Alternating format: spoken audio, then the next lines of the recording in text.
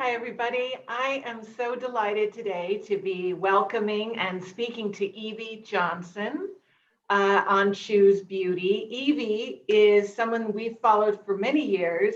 She has a fascinating personal and professional story. She's a Mizani Technical Director. She's a certified trichologist, but she is also a NAHA finalist. North American Hairstyling Awards selected her collection, her cutting collection, as one of their finalists in their awards this year for 2021. So, Evie, that was a long intro, but I just want to say, I want to say welcome and thank you so much for taking time to talk to us. And congratulations on your NAHA. Thank you so much. I that wasn't really a long welcome. It's like you kind of ask yourself, like, because you do so many things, you wear so many hats. So I guess it's kind of true, But thank you for having me. It's truly an honor to be interviewed by Oh, Modern Salon. the pleasure is ours, but I'd love to hear about what it was like for you in a very strange year to enter NAHA, what that was like, and how did you feel when you found out you were a finalist? Well, it's definitely been a crazy year. So I wasn't gonna submit because of it being crazy. I'm not gonna lie, like I had my experience with NAHA, I have been shooting for the last 8 years. I've shot now 5 collections, and none of them have made it in, but this one. So it was like, listen, because of COVID, the financial money, being a hairdresser, we can only occupy at 25%, and of course it was out for 3 months. Then we get back to work and they say 25% capacity. So I go from doing 30 some clients a day to 7 clients a day. So the revenue what I would normally have to, shoot for NAHA, because you got to kind of spend some money for photography, models, wardrobe, makeup, the whole nine. So it was a bit of a like, no, I don't think I should do this because financially I can't withstand that. I don't know when we're going back to work. It's just a crazy world. Let me just stay home and just try to figure things out. And then also too, it's like, how do you get in the creative space of working with a model that have a mask on their face? How do you see the vision? So it was just like, this is not going to be a good time to shoot for NAHA. So the good thing is, they asked if we can shoot, you can use old collections you had submitted to before. And so I was like, perfect. I had shot that collection a year before. So I was like, okay, let's just kind of go with that collection. But at the same time, I wasn't going to shoot I wasn't going to submit my work because I was a feeling away. Meaning, like, I was like, listen, I am just drained. I keep submitting, and I wasn't going to give up. And I was just like, you know what? Let me just go for it. So I went for it. And it was actually Jamal Edmonds and my assistant who really pushed me to like just go ahead and do it. And so I was just like, well, is this a good time because of the way we're living? And so I was just trying to be mindful of the situation and what's going on in the world. So I was like, you know what? The last day, maybe an hour before an hour before it closed, we were literally like the last hour, 57 minutes, we'll get in a collection and we put it in. And I didn't pay it any attention, like even to the day of the release of all the NAHA finalists. I'm at work. I had a client in my chair doing a fade cut. I'm cutting, but I guess it's a good thing that I was cutting when I found out, right? It's a good thing. So I'm doing a haircut, and you have these earbuds in, and so they kind of announces who's on the phone, your text messages. So I get a text message and it said congratulations, and it was from Tequila Riley, and I was like, congratulations! I didn't win any money, and I just kept cutting. So then Jamie Wiley and one of the Mizani artists, we are all in a group chat together. And Jamie Wiley is from Trichology. And so I was like, congratulations on NAHA. I said, what? What do you mean? So I go to my phone. So I'm screaming. I'm like, oh my God. Oh my God. My heart started racing. It's like I start sweating all over my palms, sweating. So the shears get dropped in the drawer. And I'm like, what in the world? What do you mean? And so I go to my phone, and so I am like fanning myself. And so my client doesn't know what's going on because she's like, Evie, are you okay? I was like, oh my God. So I take my mask off now because then I need air because I had the mask on because I Oh, felt like I was hyperventilating. And so I looked at my phone and I just started ugly crying. And I was just like, for me. And so then I said, are you serious? I said, she said, Evie, yes, your collection for cutting. And then I looked at my phone. She sent me a snapshot, and I just pretty much dropped to the ground. I was just so excited because I had been working so hard to just have my work just be a finalist. So much money and dedication and sacrifice went into these collections. And I comb through all of the rules and regulation to make sure I follow, make sure I don't use hair extensions. And it was just a lot. And so to finally be recognized in a time like this yeah. was just a great honor. And so that's pretty much how I found out.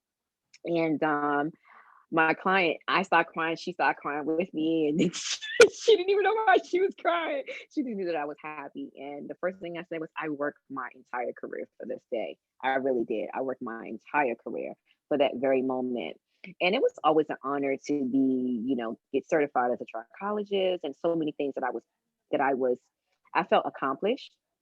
But this moment I felt proud. So it just resonated differently, because I remember, traveling, getting on a train and, mannequins, prepping them and, sacrificing savings to do this and time and, finding the right wardrobe stylist, finding the right, just the right everything.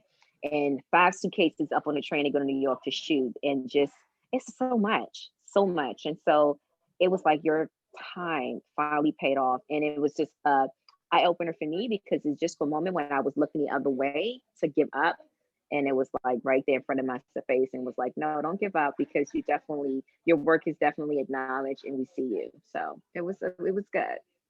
That's a beautiful story because you're right. We see the finished collection, but Hmm. don't know the backstory, don't No. know the struggle. And also, I kind of have chills when you say, that this was the perfect time this year. I mean, when these finalist announcements came out, I just thought, I'm so grateful to have something to celebrate. I'm so grateful to have something to be Hmm. happy about. And like you said, you have so many other awards, so many other accomplishments. You have this really rich career, this stellar reputation.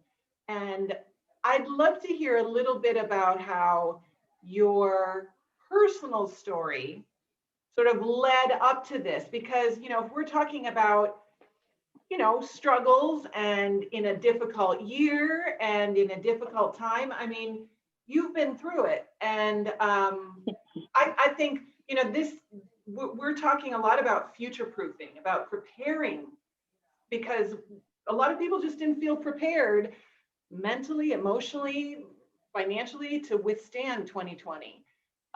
So it's good to hear stories of people who have not just survived, but thrived. So do you mind just sharing a little bit of your personal story?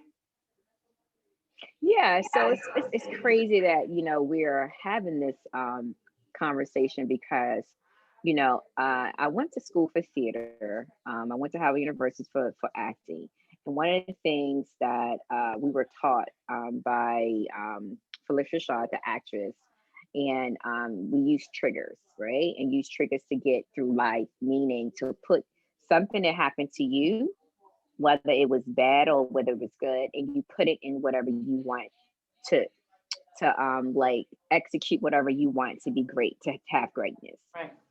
So this particular collection, when we shot it, I was like, I didn't really go about it the same way I normally would do it with the mood board, storyboard, and all that stuff.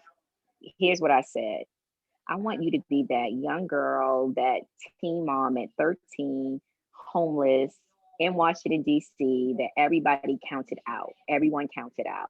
And I want you to use that. And I want you to go in here and just cut your butt off, And I want you to just be authentic with it. And I swear on everything. That's the energy I used to get that collection. It was just straight raw. It was straight raw. And I went that way is because I knew I had the ability to execute what I needed to.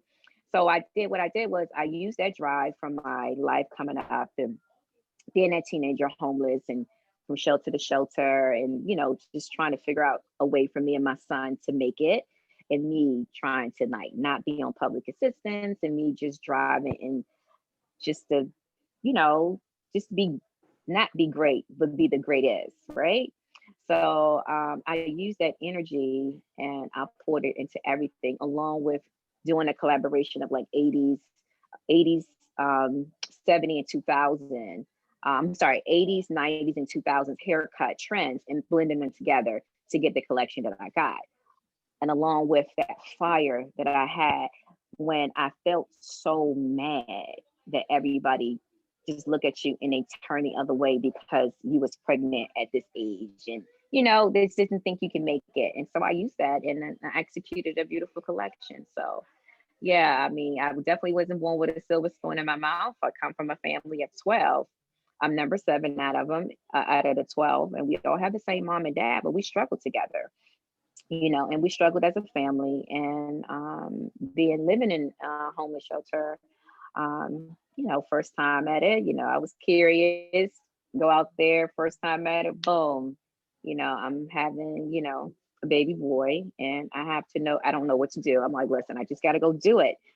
And I'm going to be the best mom, not his friend, but the best mom that I can be and put him through the best, private schools and colleges and stuff like that. So he can be the best that he can be. And he's an educator. He's a middle school teacher now that's 28. And, it's so crazy because when I told my kids about the nomination, it's like they just all cry with me because they know how hard that I've been working for, especially him. He knows my drive and he knows that I don't give up. And I definitely didn't give up on him either. But it's not easy just not, going through life and, that struggle. And so that was then, and this is now, I always say my past had nothing to say to my future, but give me drive. And so, growing up was not easy, but at the same time, I mean, such is life, right? You just get through it. You just Yeah, get through it like yeah, everything else. yeah. And I think that was been the answer for 2020 too. We just had to get through it, and Hmm. it's not that everything's resolved. But before I let you go, could you talk a little bit about, we've talked about the NAHA as a real, that's such a significant achievement to be a NAHA finalist. But can you talk also a little bit about Trichology and also your work with Mizani? Because again, thinking about future proofing, thinking about as a stylist, as a beauty professional, having these different kind of feathers in your cap and these different ways to go, because we all have had to pivot, So talk a little bit about, the first time I met you, it was, I heard you speak about your work as a trichologist, but you're so multifaceted. Talk a little bit about that.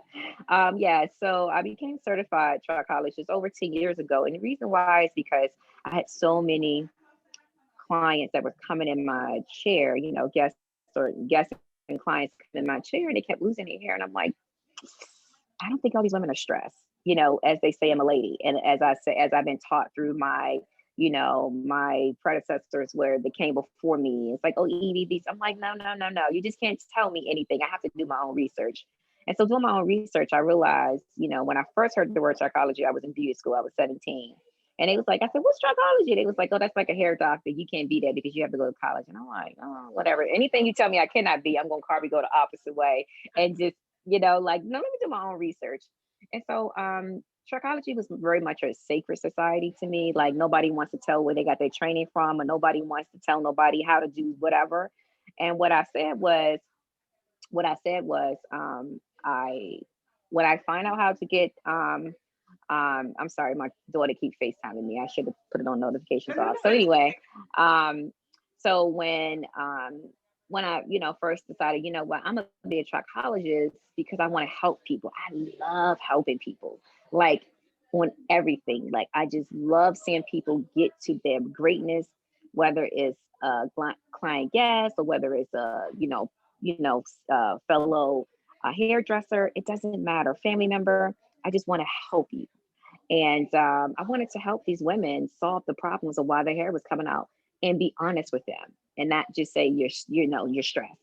So I went on my journey of being try to seek to be a trichologist, and that was took me 4 years to get it. And once I obtained it, I said, I'm going to go educate and I'm going to tell everybody about it. But this is the one that nobody really likes to talk about, which is scarring.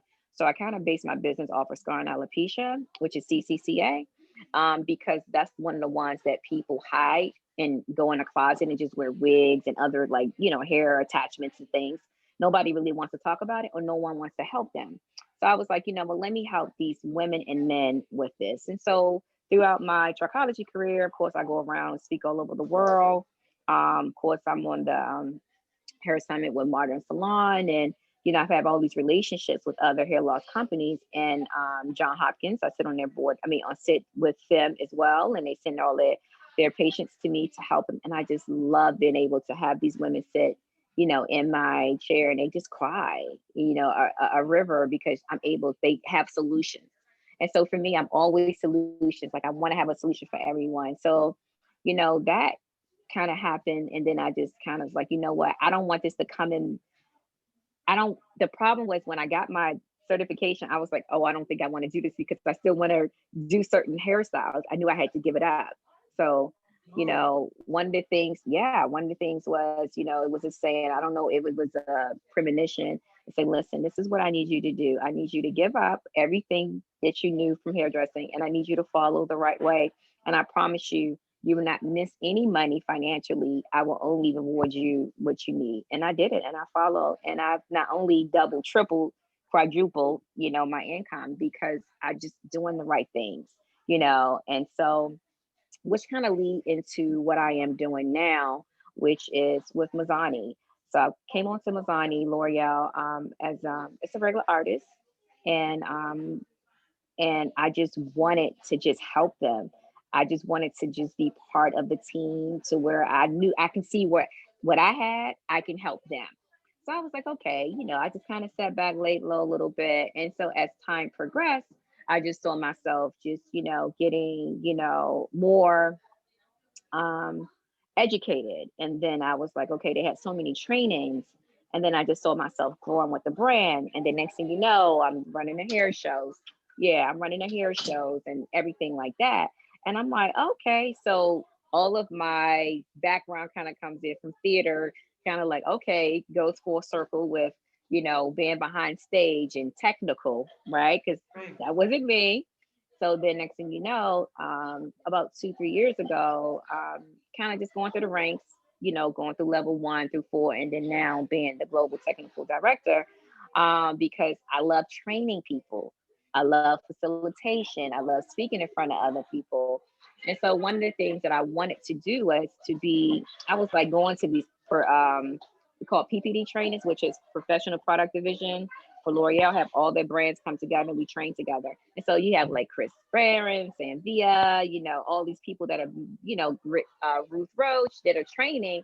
And I'm like, I want to do that.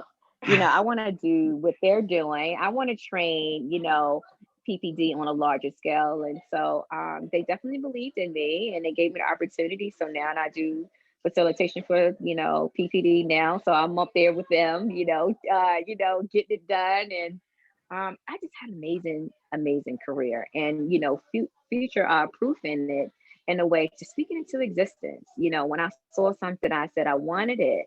And I went out there, I saw, people who were losing their hair, heard the word trichology, I seeked it, right?